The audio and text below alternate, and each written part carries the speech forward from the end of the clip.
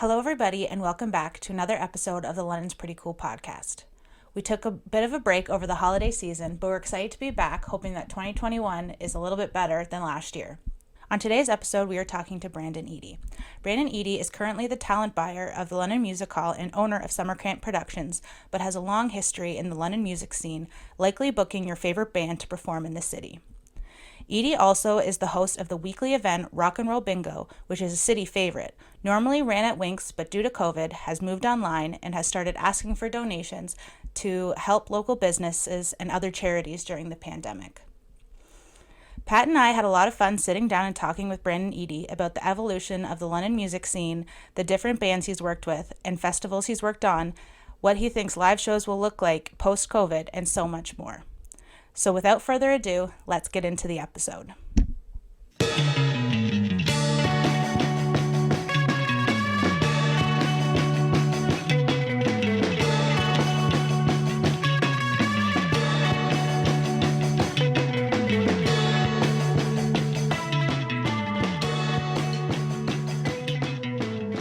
Hello, everybody. Welcome back to the London's Pretty Cool podcast. I'm one of your hosts, Patrick Briggs. And I'm Erin Briggs.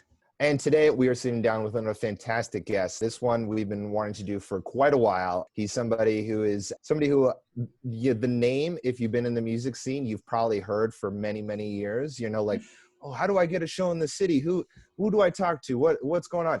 We have Brandon Eedy here with us today. How are you doing today, sir? I'm doing wonderful. Thanks, guys. Like I was mentioning to you before, I'm super happy to be on here. You guys have been doing a really cool job with this podcast, so it's great to be on here. Well, thank you so much for joining us, Brandon. You are obviously the runner of Summer Camp Productions here in the city, and you are also, helping to run the London Music Hall, talent buying and everything here. Summer Camp Productions, will start right from the top. How did you start this production company? Like, how did you get involved in managing and booking? I feel like it was a right place at the right time, to be completely honest. I always had a love for music. Growing up, I was either at the embassy or call the office probably 4 or 5 days a week. I started bar backing at the Embassy Hotel when I was 16 or 17. Some of my friends in high school played in bands. I decided to try to put a show on. Never having done it before, we just kind of went with it. So the first little while, while I was bar backing, I was still doing the occasional, local show for high school friends and their friends or friends in the area. Eventually, Helen Haller, who was my boss at the time, sold it to Brandon Walters, who was the new owner. They didn't have much of an idea how to go about it. And I mean, I had done, 4 or 5 local-based shows. So I just kind of stepped in and booked shows. And, one show would lead to another show and, calling in friends or, pulling bands that we've seen, in other bars or venues in the city. And then one day I decided I was going to try to do my hands at putting on try my hands at putting on a festival. And it ended up becoming this thing called Aggression, but it was a local-based one-night festival with 14 bands. I needed a moniker for it. So Summer Camp Productions was actually originally called Riot Records. Cool. But then obviously I wasn't a record label. So I didn't see that sticking. I was driving, I don't remember where we were going, but I saw a school bus drive by with these kids hanging out of it. And I was like, hey, I think they were going to summer camp. Summer Camp Productions. That name embodies fun and like youthful spirit. Mm-hmm. Let's go with that. And then we just kind of went with it. 20 years later. That's it. That's the story behind. That's a great story behind the name. And then as I continued to book shows and work closer, developing bands as I got more connected, I guess, or more experienced in it. It just really snowballed there and there to the point where where I'm at now. And where you're at now is pretty incredible because we're going to get into it a little bit later in the episode. But I just, for me myself, as like a music scene person and everything, like I was mentioning in the intro there, like I remember before I even had a band when I was in high school, like, oh, I'd love to be playing in bands. Like I had friends who would talk about, oh, you got to talk to this guy, Brandon Eedy. He runs all the local shows and everything. And it's just so cool to see that, not only are you still supporting the local scene, but you're also, like really doing big things for the city. I just think that's so cool that you're able to do that. It's very cool. Awesome. Yeah. Sorry. Well, no, I appreciate it. I mean, yeah, I'll never stop doing local shows. That's such a big, important thing to me, and it always has been. I mean, without local shows, without local bands, and without local fans, there is no music scene.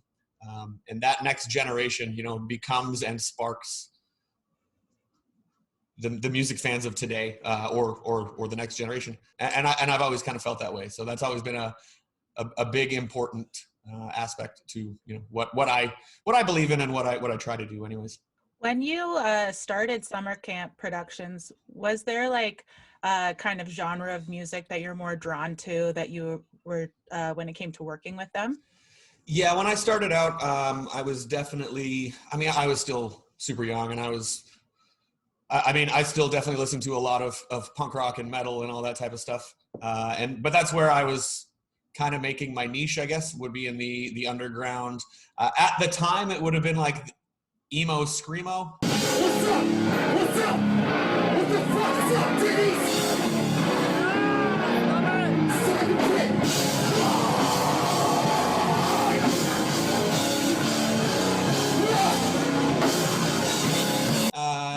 Is what that was where I made my big niche in that type of stuff, and metalcore.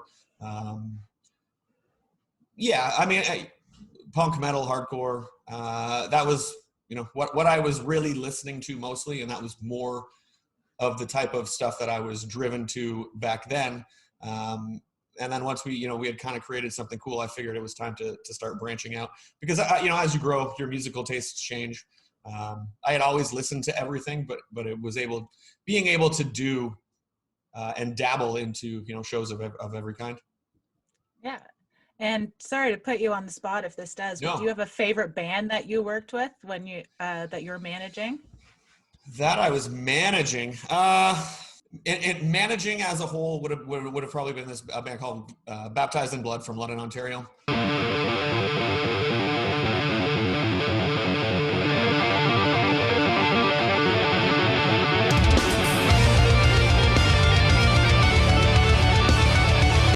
They were a party metal band, and that was I learned so much with them. Like we signed them to Roadrunner Records, so I got to do my hands in a major label negotiation and deal, and that was a really cool experience. Not something I really want to do again. But yeah, I would see them. I managed a lot of cool bands back in the day when I was doing it. I helped develop a lot of acts and artists as well.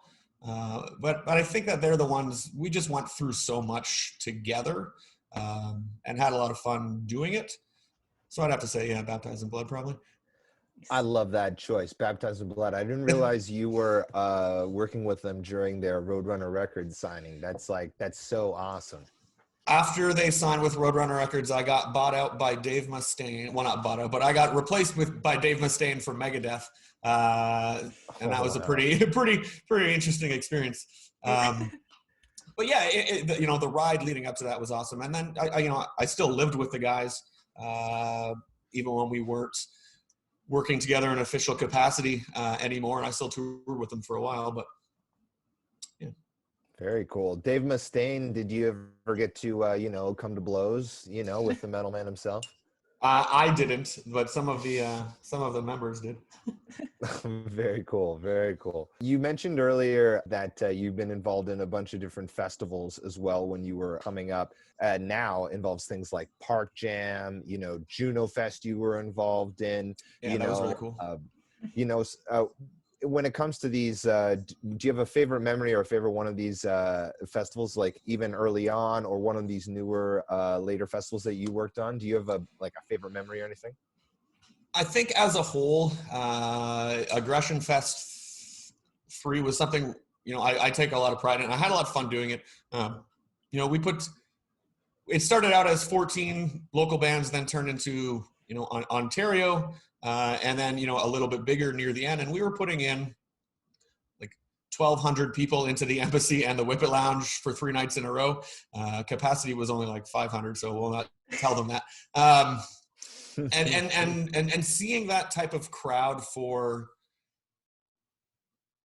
predominantly local London bands was absolutely incredible. And everybody coming together and supporting one another. I think that was probably my favorite part about it. There would be, for a festival named Aggression, obviously there was a lot of punk rock but there was ska and there was some indie rock but just seeing like everybody back then supported each other regardless, and I think that was really cool about it.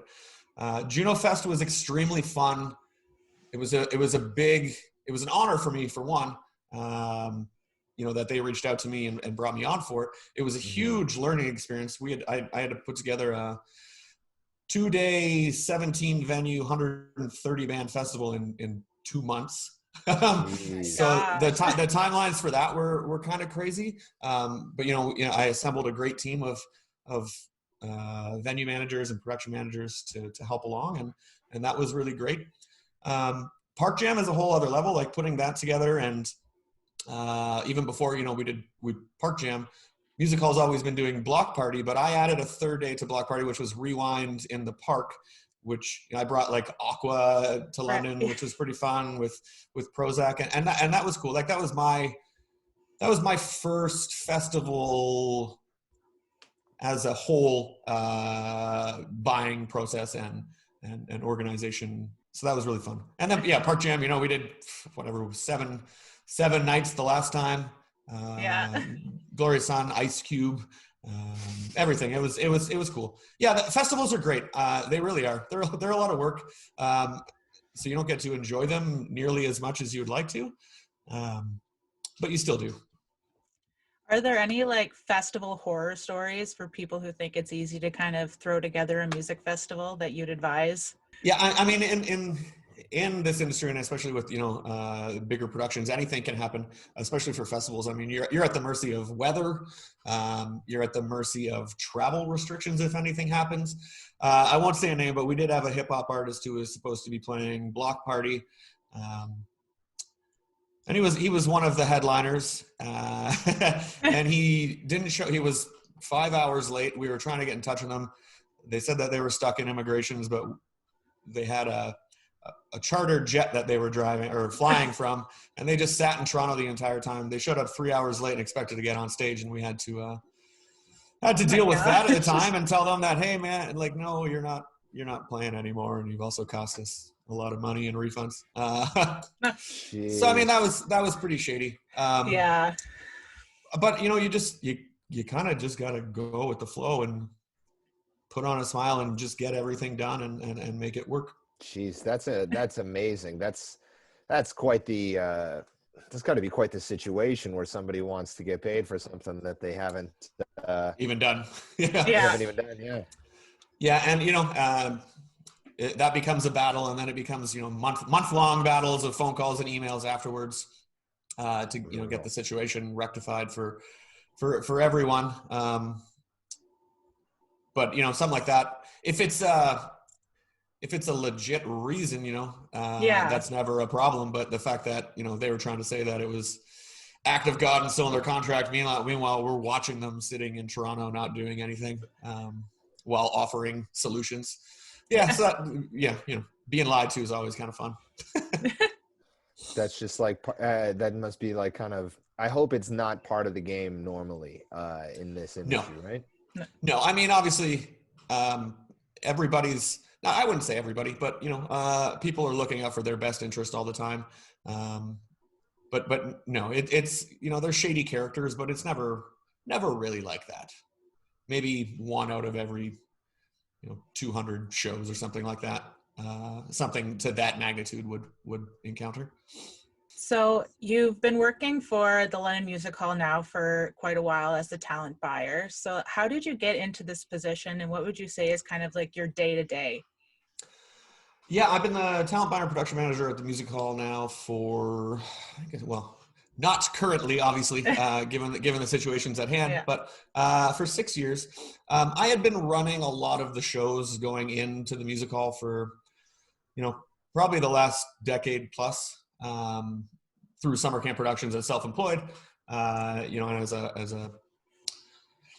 as an independent show promoter. So I had a really good relationship with everybody in the facility.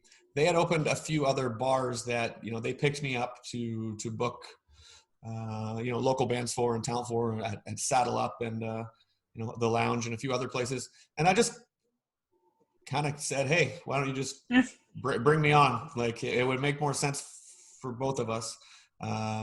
It gives me security, and it gives you a fuller calendar and a hard worker. So I kind of just bullied myself into the position, I guess. And it's been great. Like the Manuals are an amazing family. The venue, like the facility, is top of the line. And they're great to work with. They understand the industry and also support local as much as they can. How do you choose some of the bands that are booked? Well, I mean, nowadays I still book a lot of music that I like. So if there's a band that I'm listening to, I'm reaching out, trying to bring them to town. I've got a pretty healthy relationship with a lot of the booking agents in Canada, North America, and Europe. So they always send routings through, or like a heads up. These are the acts that were coming through at this timeline. Put in an offer if you're interested, or we'll reach out to them. So it's, a lot of back and forth of that. I don't necessarily book everything that we book or I book. I don't necessarily personally enjoy, but I understand that other people do. And that's kind of the role that I play is it's to fulfill my own interest and have fun with it, but it's also to, make experiences for other people. So just because I don't favor a certain band when 2,000 other people do, why not give them the opportunity to enjoy that? Totally. It's also a business. So I mean, at the end of the day, there is a lot of pressure on me to sell tickets and make money. That's just the truth about it. Yeah. That being said, too, I'd love to wonder how it applies to local bands as well. How often are you able to put a local group on the ticket? And as well, I was wondering, so like, what are some of the things you're looking for? Like the qualities in a local band? Is it like a strong social media?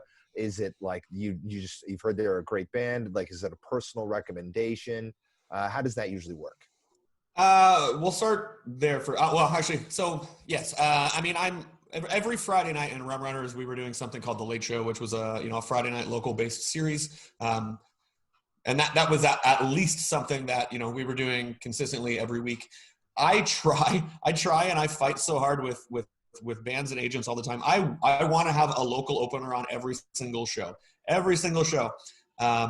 it's a lot of the times, it's allowed, but a lot of times it's not. And that's not, that's not necessarily in my control. It's up to the agent, the manager, or the bands. A lot of the times, they'll pick their own touring support, or they'll come as a package. And even if there's an open slot, that you would think like it's a 2-band package, you're like, well, I'm going to put a local opener on, be first of 3, a great night. Half the time they're like, no, we're not doing that. It eats into our time and our money. And then I'm like, it's not coming out of your money or your time, but whatever. So we fight back and forth. And sometimes I get the slot and the opportunity to do that, because I really want to put, local bands in front of hundreds or thousands of people as often as possible. Especially when it's a good band that I think that, deserves that shot. As to what I'm looking for, I mean, there's lots of different things, really. Sometimes I'll have never heard of the band before, and somebody will send me a song or two to listen to, and I'll like it, and I'll want to give them a shot. A lot of the times, it's a big thing to me is networking, and also supporting the scene. If you're going out to shows, pretty regularly, whether it's at the Music Hall or Rum Runners or Call the Office or the Foam Dome or wherever. If you're going out and supporting, and you're there supporting and making an effort, that's going to draw me to you a lot more than somebody who I've never seen and never heard before. Because obviously, it is a big community. Yeah, so I think there's that. To me, musicality it's a big thing, but it's really not that much at a local basis. I mean, everybody's coming out with overly produced demos now. Like nobody's really releasing anything raw.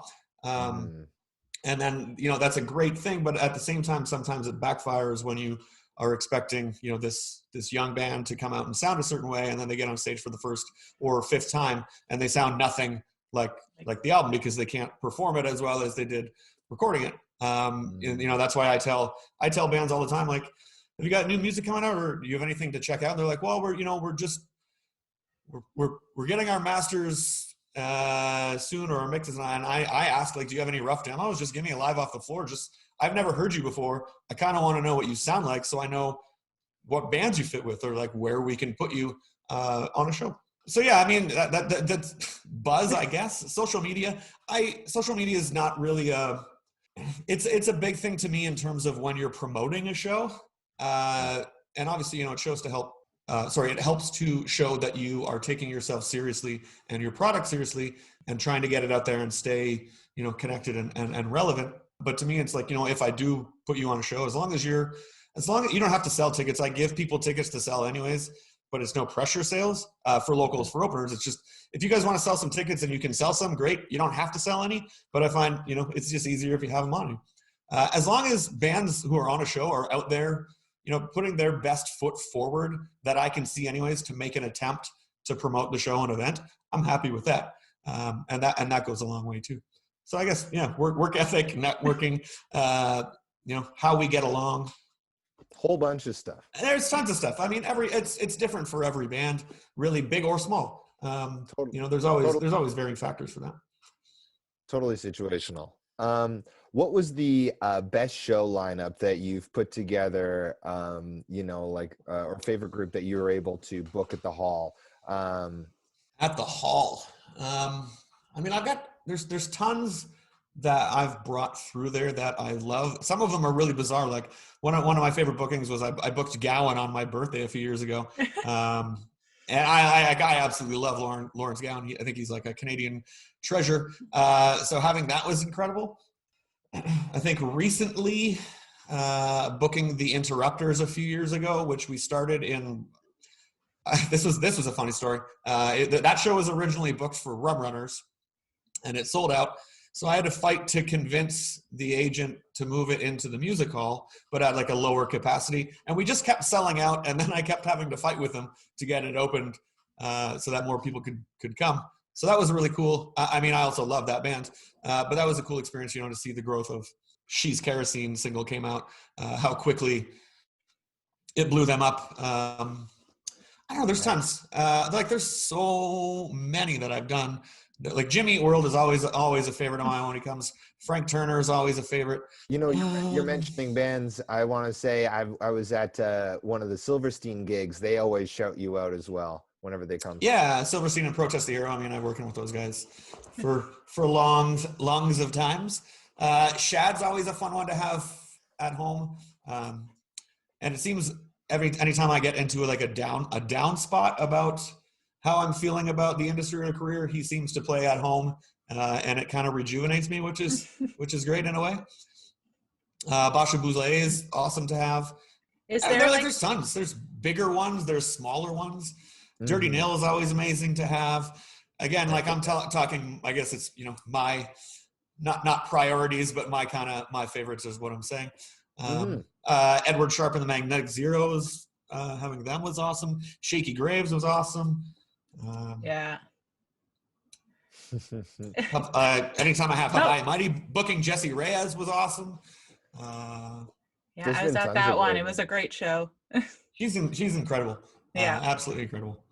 Since the I just want to say as well, since the kind of like rebuild of the hall too, it's been quite a cool transition how the city has with that rebuild has kind of morphed into even more of a push to show that it's a music city, with the inclusion of the London Music Office. And I was wondering what your relationship with the London Music Office being like.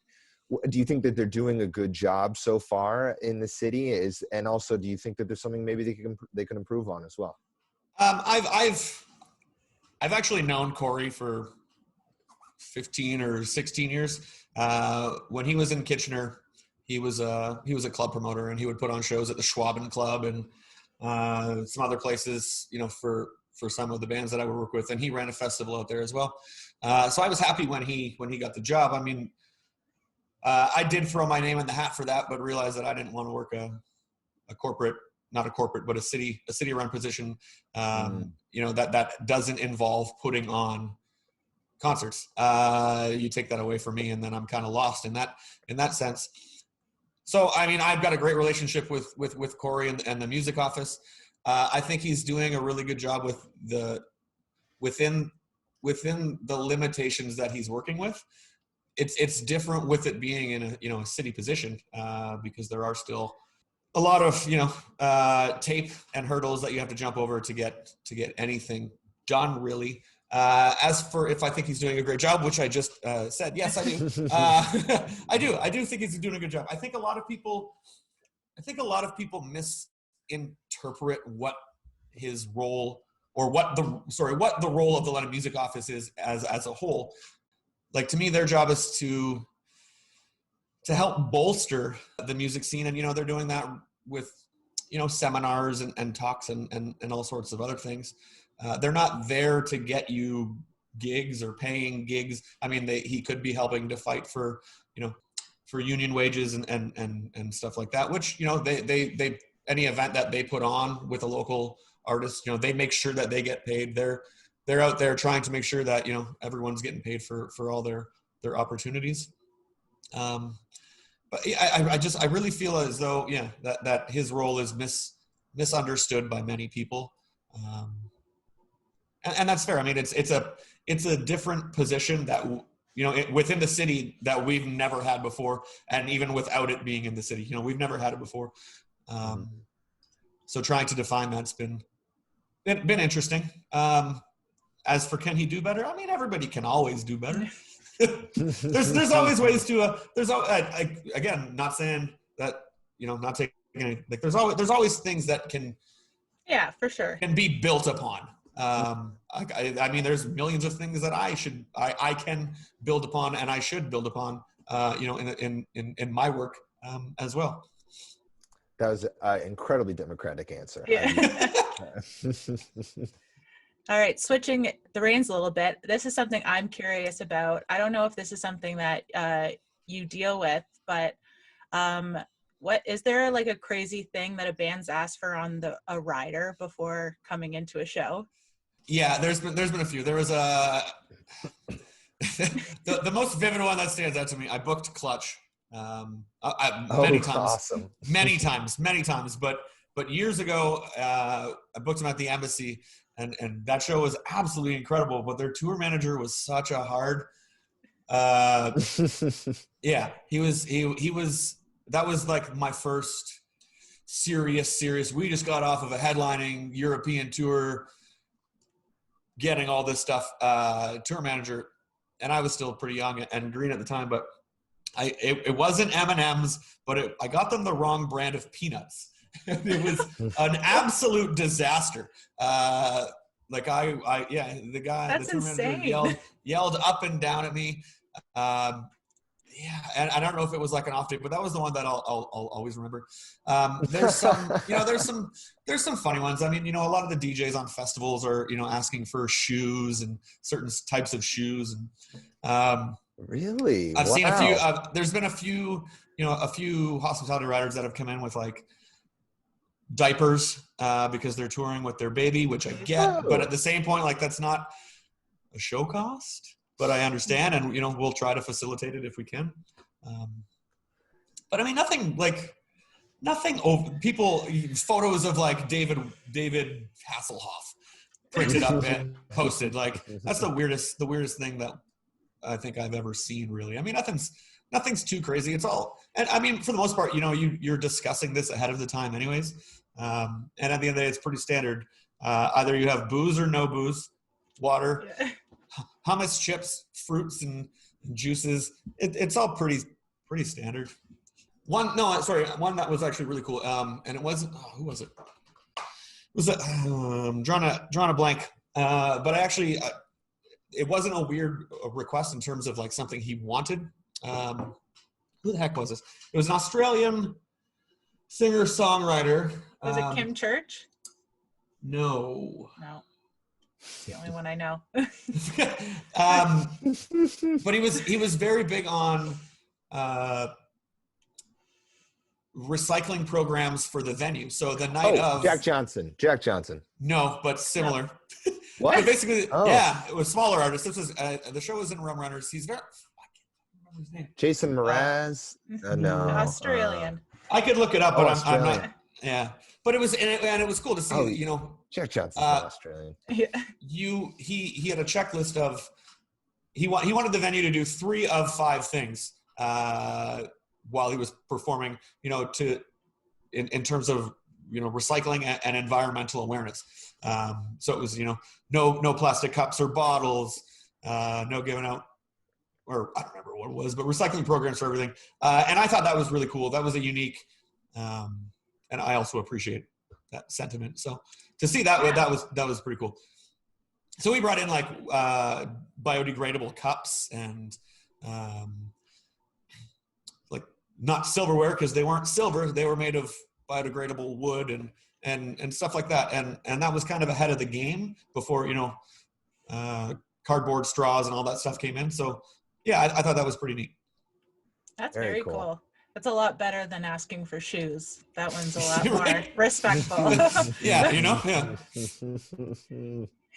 Is there a band or artist that you feel, I don't know if this best describes it, this is how I will describe it, that you feel like you're kind of part of their origin story, like you saw them when they were really small, that have really grown, that you're really kind of proud of, that you've seen blow There up? are a few, but I think the biggest one that I've got, you know, a pretty hefty connection with, you know, from their beginning days would be Alexis on Fire. You know, I worked really close with Joel Carrier, who's their manager, in their early years. I remember seeing the video for Pulmonary Archery the very first time it was on Much Music, and we were all kind of blown away because they were a melodic band that just screamed the whole time. So for Much Music to play that in prime time, and then for FM 96 to pick it up on the radio and in high rotation, and you know, all that other stuff it was super cool for us to see.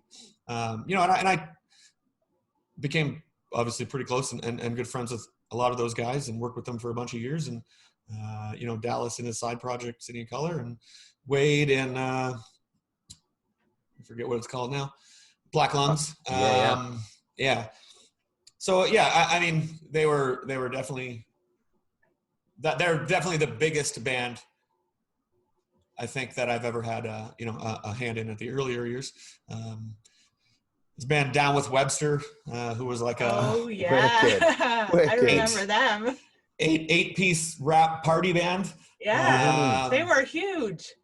And they're back together now. But I mean, we were doing shows. We were doing shows with them at the Salt Lounge. I think I had them open for Stalefish or something the very first time. And there was maybe like 8 people there, and then we kept booking in. London was the first market in all of Ontario, and we were doing like 700 people on a $5 ticket to see Down with Webster. Nice. And then it kept growing, and you know, they come back, and that's kind of the cool thing is, you know, all the bands that I've worked with throughout the years, like especially in the developing stages. Lights is another one. Did one of her first shows ever. They all come back, and you know, we've still got a good relationship and work together in whatever way we can, which is awesome. That's awesome. Those artists are like hugely influential in both Aaron and my life. So that's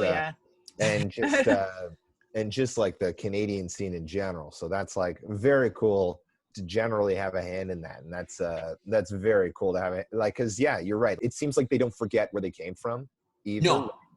Yeah. And that, again, you brought up Silverstein before, and like Silverstein and Protest the Hero I was with at the beginning, to this day still am. Actually, I join Rhodey on Twitch or Shane on Twitch. They do a bunch of stuff on there. Yeah, and we talk. It's still really cool. And I mean, like I said, I guess in a way it's kind of par for the course when I've been doing it for 20 years. But to still be able to have those kind of relationships, where it's reciprocated still today, is pretty awesome. Speaking of today, you are working still, actively with Rock and Roll Bingo here in the city. Yes. We wanted to ask a few questions about that. Now, it normally runs at Winks. Unfortunately, due to COVID, it has been pushed online to Twitch every Tuesday, 8 p.m. to 12 p.m., listeners. What's it been like, making this switch over? But first, do you mind explaining the game, and how'd you come up with the idea? Yeah, so we'd been doing Rock and Roll Bingo every Tuesday night at Winks for going on 7 years. And it was always for a Tuesday night in downtown London, I would have Winks packed. Like, we would, be 3/4 full at the least on a Tuesday night, and that was awesome. The excitement and fun was really cool. And when the pandemic hit, a few weeks went by and I was kind of missing it, and a bunch of other people were missing it too. So they said, why don't you try it on Facebook? And I tried to do it on Facebook Live, but then copyright shut me down within like 13 seconons. Because basically what Rock and Roll Bingo is, it's bingo, but with music instead of numbers. So, I compile playlists, I guess, so to speak. And then you randomly hear song clips. And when you hear the song, you cross it off, much like you would with a number for bingo. So because the music was playing, Facebook obviously shut me down due to copyright. So I took it to Twitch, which was a platform that I had known about but had zero experience with. So the learning curve from that was interesting, but worked out real well. And when we brought it online, the whole idea was it was to give myself and some of the regulars a little bit of normalcy. Obviously at the beginning of the pandemic, which feels like forever ago now, you weren't connecting with not anybody, but you weren't connecting with people as much. So it was like 3 hours of fun that we could have together over chat. But I added a fundraising aspect to it. Winks is one of my favorite bars in the city. It's a pub on Richmond and Albert Street. And they've always taken really, really good care of me, both the owner, Adam, and all the staff, and giving me that place to do it every Tuesday night. So I started raising money for the staff and for Winks because I wanted to make sure that they weren't going anywhere. I wanted to make sure that they were, still going to be here in July at the time, which, here we are now. But then it kind of transformed, and it's $10, a $10 donation to play, and we've raised just under $85,000 since April for local London businesses by way of amazing. So every week we give away gift certificates to local London establishments that I use the donations to purchase. So in a way, it's kind of like socialist capitalism, I guess. But everyone's donating for the cause. Yeah, so we've raised money for local London businesses, for Winks and their staff, for ARF Ontario, which is the Animal Rescue Foundation of Ontario. We've raised money for Black Lives Matter, for PFLAG, for Beirut, for the Forest City Gallery, London Food Bank, Queer Events, Food for Queers program, and I believe a few others. And the response has been incredible. We've got anywhere from 150 to 300 plus people playing along every Tuesday night, having a good time, having some drinks, listening to tunes, and raising money. And it's been incredible. I'm having a lot of fun doing it, and it's a great way to give try to help those in need in this time. It's great. I love rock Do and you roll get to bingo, so it's great that you're continuing on with this.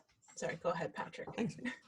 No, I was just gonna ask if you sneak in any like tunes that aren't, I don't know, the average rock and roll song that you just really want to like share with everybody. All the time. So this is actually the one big difference between doing it online and doing it in person. In person, I can see everybody and see their reactions. When it's on Twitch, I'm just staring at a chat screen and everybody's staring at me. But it because it's also home, and I don't know, I feel like there's just as much pressure to play stuff that everybody knows, but a lot more room to play a lot of stuff that people don't. And I've done all kinds of cool themes. This past week I did Phil Collins versus Peter Gabriel versus Genesis, and I played some super old Genesis with Peter Gabriel, with Peter Gabriel, and that stuff is so super prog rock. But yeah, like, I mean, that's awesome. It's incredible. Like early Genesis is incredible. But yeah, I definitely, I'm throwing in a lot more unusual selections and finding out that a lot of people actually know a lot of them and like a lot of them. And it's different too. I mean, we've got people playing not just in London. We've got people playing on the East Coast, the West Coast. I have some people playing in Florida and in other spots in the U.S. So it's been really cool to be able to branch out that way. But again, the focus is just connecting, human connection in some capacity, while raising money for the London community. Yeah, that's great. And for those who are listening, how do people come and try and get involved in rock and roll bingo each week? Yeah, so it's just a $10 donation along with your email to my email address before Monday at 8 p.m. You can check out facebook.com/groups/rock and roll bingo LDNONT. I can send you guys the links or anything if you want to post it around, or just follow me on socials. I'm very much a shameless self-promoter. So if you have me on any of your socials, you're probably seeing Rock and Roll Bingo at least once a day. Yeah, all the information's there, or just search it on Facebook, Rock and Roll Bingo. You'll find it. And then I email you out all the cards and your info, and then you tune in to twitch.tv/Brandon Eedy on Tuesday nights at 8 and have a few hours of fun. Nice. Well, thank you. That sounds awesome. Moving on a little bit, we want to talk about the London music scene just kind of as a whole, because we know you've been a part of the scene for a very long time. How would you compare the London music scene to other cities that you've kind of been involved in? Better. I want to say better for the most part. London's gone in cycles in terms of what is coming out of London, as well as how many people are going out to shows, and I think we were getting back to the point where it was getting really, really good right before COVID hit again. And I judge that on local attendance for local based shows. I mean, Toronto is obviously a completely different story. They've got however many millions of people and countless bars and venues. But the one thing that we don't have enough of in London, as far as I'm concerned, even though it's weird with me being in-house at a venue, is I don't think we have enough venues to support a healthy driving music scene. And I think that it's been really great to see a lot of the house shows and creative DIY spots come up, and having that kind of ethic and sector, I guess, of the music community shows that there is a strong sense of community and wantingness for music to succeed in London and to be a part of it. But I would love to, and it's especially another blow now when we might be losing Call the Office. Fingers crossed that they reopen, or if they don't, somebody else does. Would you be involved in that? I wanted to ask you about that actually, because there was a possibility. Weren't you involved initially in the first opportunity to when it came up as an option? When it came up as an option, yes, we were looking at it, but then by the time that anything really kind of came to fruition or more discussions, they had already signed the lease agreement or whatever. I mean, I would never rule it out. I love that place. I really do. Again, like I said, I grew up going to Call the Office and the Embassy in my teenage years and then, into now, I would never rule it out if it came. Mm-hmm. That'd be wicked. I'll tell you, it does require a lot of money to get up to snuff, but Yeah. It is a heritage building for sure. Absolutely. Oh yeah, it's I've But heard that. that's the charm of it. Yeah. For sure. You go to the upstairs. It's a good thing we've already got masks on. You know what I mean? Anyways, Remember when they were fully functioning jam rooms up there? Yeah, exactly. Right. Oh, now. Anyways, we won't get into it. We hope Poly Office continues to succeed in the future. Absolutely. It is a venue where, now that we aren't able to be at it as often, you suddenly realize, oh my God, I was there every week. This is crazy, and yeah, it's quite a blow. So hopefully they can get that together, or somebody, like you're saying, will keep that afloat for sure. I'm sure it will be back in some capacity. I'm sure. Mm-hmm. How have you seen the scene evolve in your time in it? Like, that this being said, with Call the Office and everything, you've mentioned house shows and like had that there's like a need for more venues. Have you found that, like, especially now that the Junos have happened here and everything, that there is like a real show of, wow, London music kind of more in the forefront rather than it used to be per se? Ooh,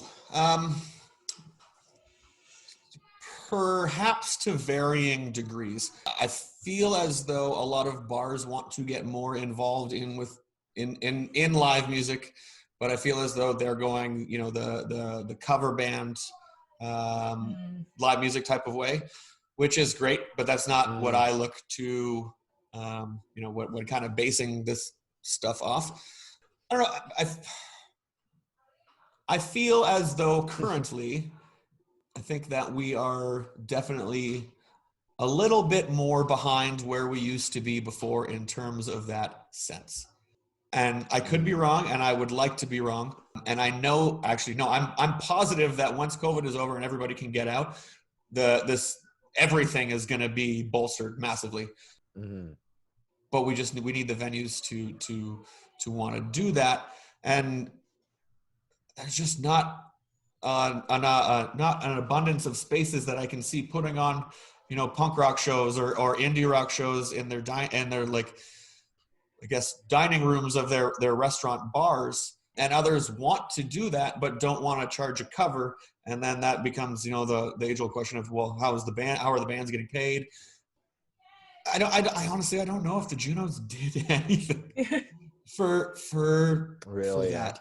I feel like the excitement was massive at the time. Mm-hmm.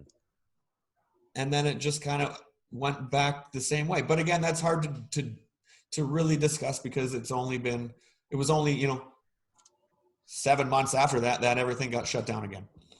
It's true. That's true, yeah. So it's hard to quantify, I guess, that. But London has always had an incredible music scene.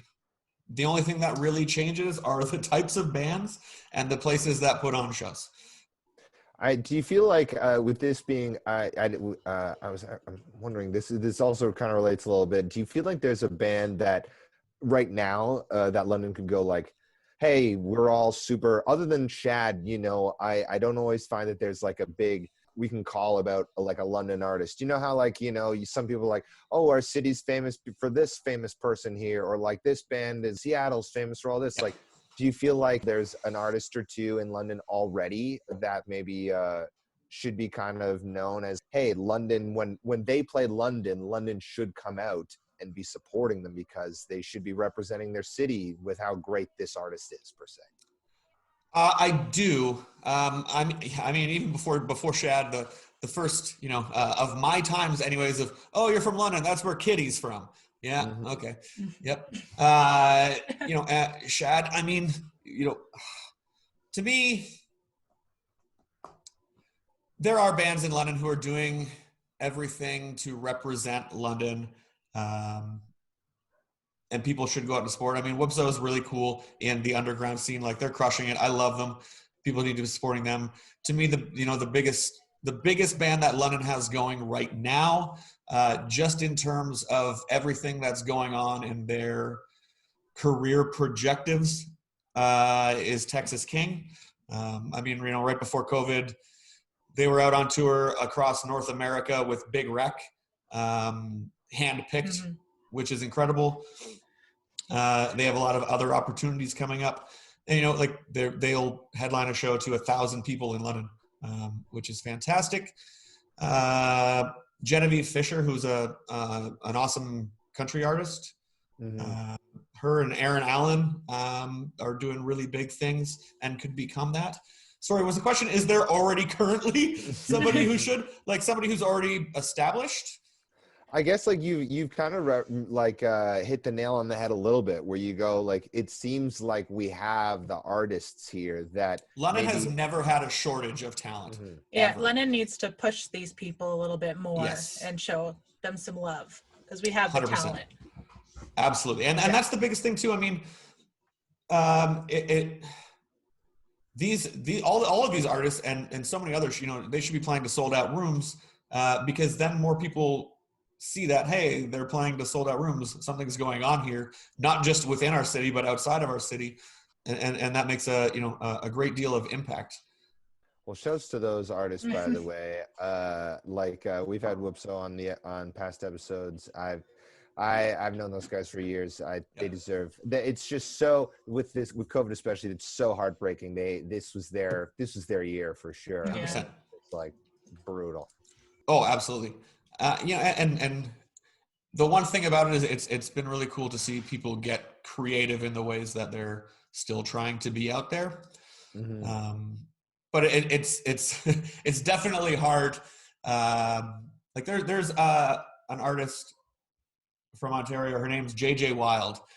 I'm not sure if you're familiar with her at all, but she had the #1 rock song in Canada. She broke records as the first female to hold the #1 position on the rock charts for I forget how long, as a Canadian artist. She hasn't played a show to anybody since that single's come out. So she's like the top tier. But before that, she was supporting tours, which was great, but she hadn't done a lot of headline shows. So to come out of that and see what it's going to be like is going to be awesome. But it's like, to have one of the most successful years of your career without even being able to see it, that's so mind-boggling. That is so interesting, right? That you think about it. There's that conversation with bands putting out, or artists in general putting out albums this year, whether it's they should even do it, because it's like, is it? Yeah, it'll be gone in the next week because, people forget about it or something. By the time, people can actually go see shows and everything, all of a sudden every band is going to start releasing all their records right at once, right there, sort of thing. Yeah, I'm glad that everybody is releasing their music. I mean, that's kind of the one. Those have been some of the only good things to look forward to, or give something to look forward to. And there have been a lot of great albums that have released this year. But there are some that I've completely forgot about. So you are right, I guess, in a sense there too. Do you have like a favorite, I guess, local success story that a Londoner, I guess it was kind of the same question, but different. But so a local band or group that's now massive, like it's just like, oh, and I can't believe that they came from London. I bring Shad up a lot for that, just because of what he's been able to do. When Abraham went to slash Isaac, in a sense he baptized him. Rabbi said don't trust them cash prizes. Same things that float your boat can capsize it. Tell the snakes they can take a hike like gas prices. No such and the way that he's done it, especially now with hosting his own Netflix series, like that's incredible to me. Yeah, Shad would be the one that I would say to me, I guess, just because I've known him since he was young. Like he was a Beale student, and we were doing shows in the Whippet Lounge at the Embassy Hotel, and I remember putting him on his first opening for Classified, and that was like, wow, he's got it. And he was still playing the guitar all the time while freestyling over it, just blowing everybody's mind. Yeah. So I mean that to me is, one of them. There's definitely others that I just can't think of right now. It'll For come to you sure. later. It will. COVID brain really is a thing, Yeah. and it's something that I've been dealing with the last few weeks off and on, where I just can't think. So I'm sorry for that. When we post the episode, just like do a little aside video for us, like add it in your That own I will story. do. That I can do. Yes. There you go. Hey, I forgot these bands. This is what I wanted to say. Speaking a little bit of COVID, but what do you think how do you think the music scene will be affected once like we all get vaccinated and we're able to go to live shows again? Do you think things will kind of be different because of the loss of some venues or people being uncomfortable going back into crowds still, even after that? Do you think we'll see a kind of different live scene?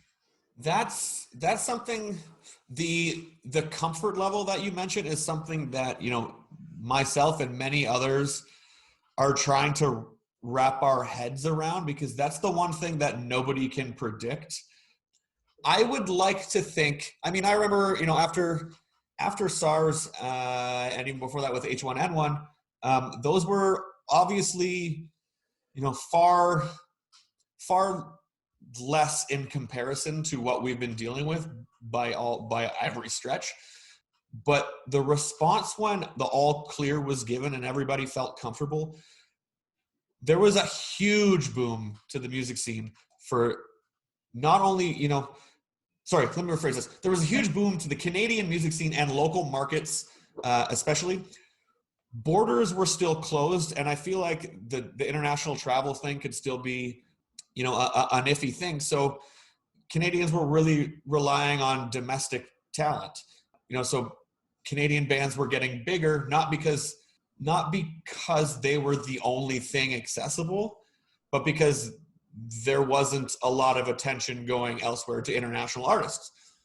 And that did wonders for, the local community, especially London, but then Canada as a whole. I would like to, everyone I talk to is like, I can't wait to get out. I can't wait till I get my vaccine. I can't wait to go have somebody sweat on me. And it's bizarre because even I'm like, man, I just want some 7-foot tall dude standing in front of me, just dripping sweat off. I'll complain about it still not being able to see, but but you miss it. And everybody is missing it. And I feel like theoretically it should come back heavy and hard. Even, talking to my parents, they're like, when we get out of here, we're never going to be at home again. We're going to go out every friggin' day because everybody's missing leaving the house for one so much, but also everything that they kind of took for granted of. And I feel like, a lot of people not necessarily took live music for granted, but didn't give it as much of attention as they not should have, but as far as, they should have, or wanted to, because, there would always be something else that would come up that would take precedent, or, people were tired or whatever. And I feel like there's going to be a lot less excuses going forward. But it will be different, obviously, depending on the state of venues, because there are unfortunately venues closing in every city in, North America and the world. And that's just kind of the unfortunate truth behind what this pandemic's doing to local businesses and bars and venues as a whole. But I would like to think that it's going to come back, even stronger, and we'll get, that much needed boost. But the comfort level is something that nobody can predict. Mm-hmm. Yeah, for sure. Is there something once everything opens back up and everyone's comfortable, is there a part of the music scene that you think should improve now that if we're opening back up that you want to see kind of people improve on to help the scene? I think attending local shows, I think that should improve, and I hope it does. Having 100 or 50 to 100 people out, to see these great local bands is awesome. But seeing 300 people come out to see these local bands they've never heard of before would be even more awesome. And that's one thing that I find. I don't want to say London as a whole because it's not, and it's kind of everywhere. But I feel like the next generation, they just don't go out to these places unless they know who's playing.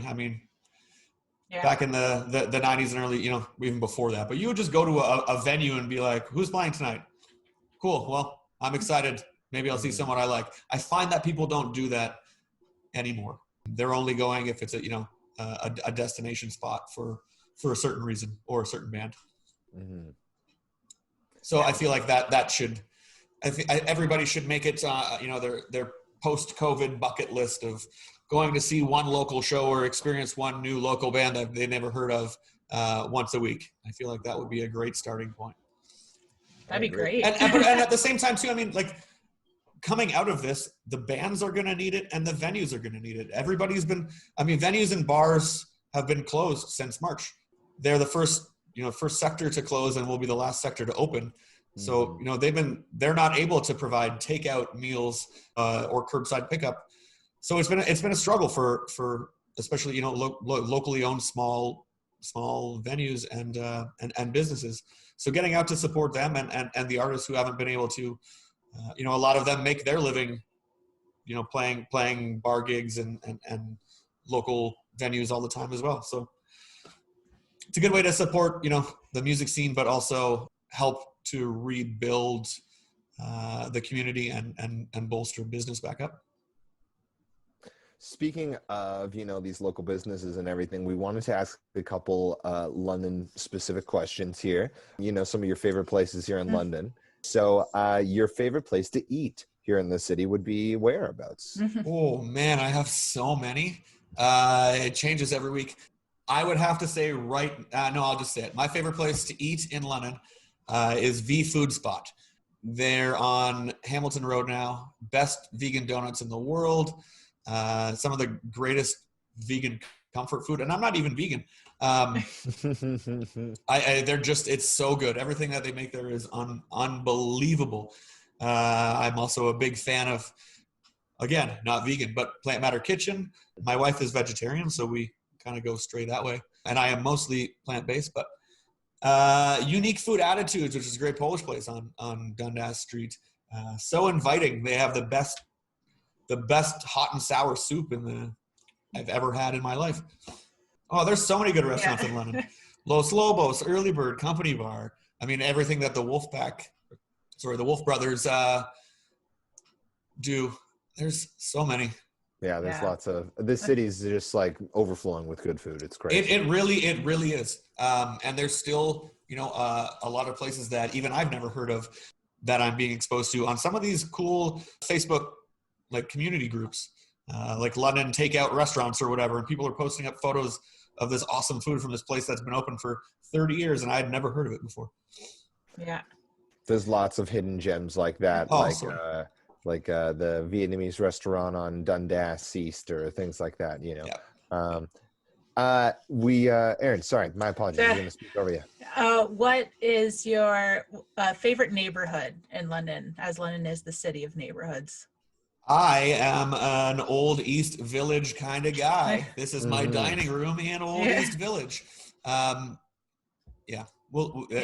grew up in Westmount, but I was at the embassy all the time, and OEV became my place, and it is our place. We've lived in this house for 7 years now with no intention of going elsewhere. So nice. OEV all the way, absolutely. A London small business that you couldn't live without. That I couldn't live without. It's going to be a weird one because it's not even like a necessity, but I couldn't live. I mean, no, I could live without it. It just wouldn't be an enjoyable life. I'm sure you could live without any of these. That's true. Yeah. My favorite place, and I frequent it all the time just to see what kind of new weird stuff they've got, is Uber Cool Stuff on Carling. Nice. I Cool. absolutely love it there. They're awesome people. And if you've never checked it out, they got all kinds of, pop art toys and gadgets and funny gifts and awesome cards and board games. And it's great there. I love it. It's like the name implies. Yeah, it's uber cool. Uber cool. What would you say is like a hidden gem in the city that not a lot of people know about but should? In terms of like a business or a place? Either or, whatever you think. I just discovered, actually, we started hiking with the dogs in the fall, and I just discovered these trails behind the research park on, I forget what it's called now. Crap. But there's some lovely trails behind the Western Research Park on Windermere.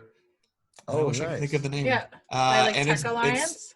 Yes, right behind there. There's two different ones, and they're absolutely beautiful. And there was never anybody down there, so I feel like that would be a hidden gem. Yeah. Mm-hmm.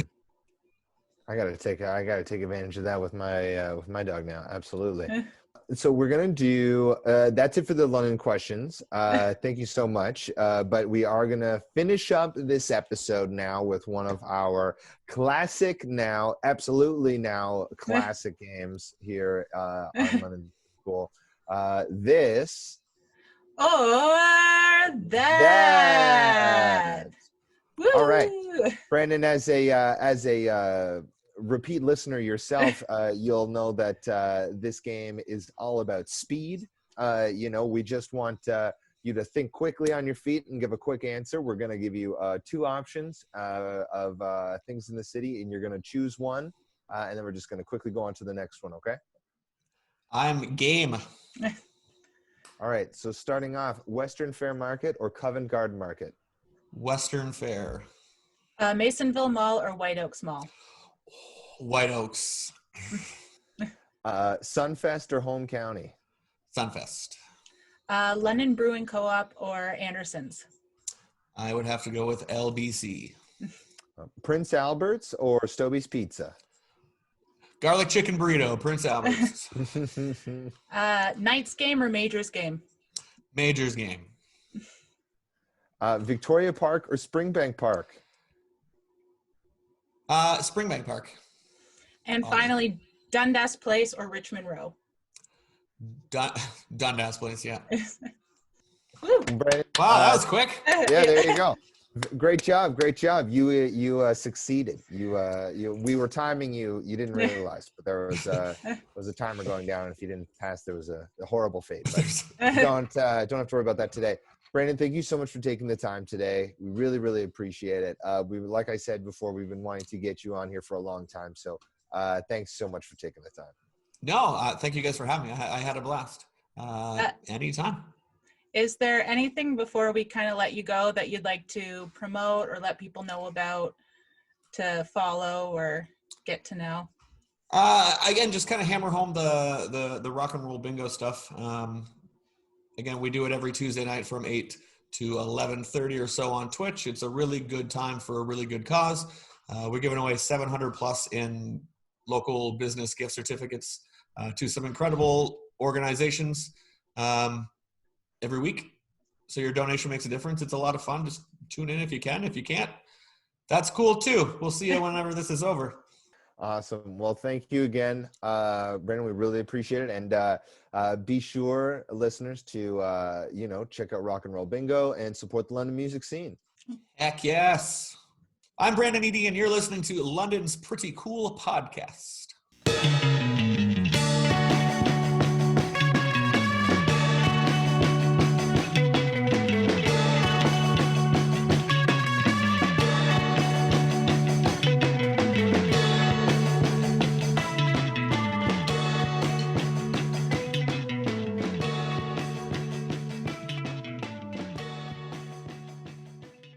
Thanks for listening to another episode of the London's Pretty Cool podcast.